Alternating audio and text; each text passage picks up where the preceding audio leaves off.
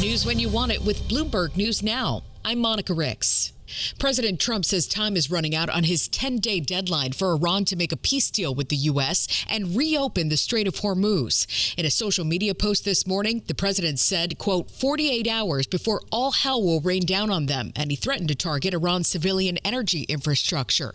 The comments come as Tehran ramped up attacks on Gulf Arab states and Israel and shot down 2 U.S. fighter jets.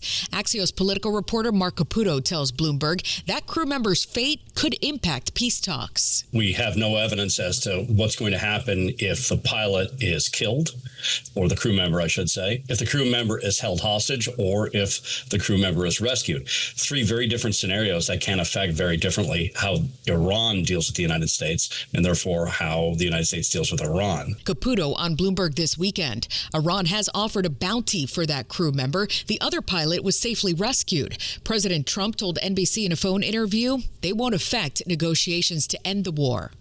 Ukraine expects top U.S. envoys Steve Witkoff and Jared Kushner to lead a U.S. delegation to Kyiv to discuss security assurances as potential peace talks resume with Russia. Republican Senator Lindsey Graham of South Carolina could also join, but those talks wouldn't happen till after Orthodox Easter, which is celebrated on April 12th. Wall Street will have a few days to digest the latest jobs report, which shattered expectations Friday.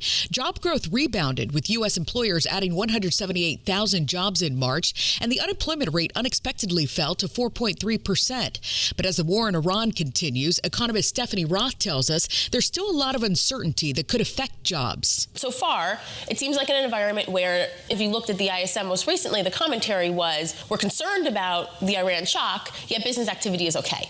And that seems to be the nature of the economy right now, is there are concerns about it, and it's a problem to some extent, but spending seems to be steady. The credit card data are all pretty good. Commentary from airline CEOs is quite positive. So it doesn't seem like it's really hurting the consumer yet. Stephanie Roth with Wolf Research on Bloomberg Surveillance. The solid increase will likely reinforce the Fed's focus on inflation risks amid a run-up in energy prices. United Airlines announced it's raising its bag fees to offset rising fuel costs driven by this war. Customers will now pay $10 more to check their luggage, with the first bag costing $45 and $55 for a second. And the war's not just affecting the price of oil. The price of helium is also soaring, with helium spot prices doubling since Qatar, which produces more than a third of the world's supply, shut down the world's largest liquefied natural gas facility.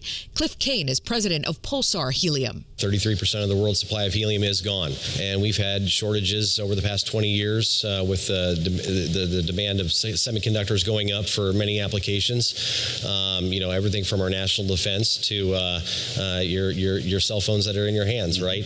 And we don't have ramp-up capacity just to make helium. Pulsar Helium President Cliff Kane on Bloomberg this weekend. Helium's not just for party balloons, by the way. It's a critical component in everything from medical services to defense production and even the creation of semiconductors as a cooling agent. President Trump's asking for a massive increase to defense spending next year. Bloomberg's Dan Schwartzman has details. The president asked Congress to enact a $2.2 trillion 2027 budget, seeking a massive increase to $1.5 trillion in defense spending, a significant increase over the $1 trillion for fiscal year 2026. Meanwhile, the Office of Management and Budget is still reviewing a potential $200 billion Pentagon supplemental package for the current fiscal year. Senate Democratic leader Chuck Schumer said in a statement, Donald Trump's budget is rotten to the core, and Democrats will make sure it never passes. Dan Schwartzman, Bloomberg Radio. The White House is also asking Congress to slash NASA's science budget, cutting roughly $6 billion in total spending on programs, including 40 missions. The administration's previously referred to programs like Mars exploration, X-ray telescopes, and research satellites as wasteful spending. The Justice Department has lost its bid to continue investigations into the Federal Reserve's building renovations. A judge has quashed 2 grand jury subpoenas issued to the central bank by U.S. Attorney Jeanine Pirro. The ruling now threatens to delay the confirmation process for President Trump's Fed chair nominee Kevin Warsh, but the DOJ says it plans to appeal.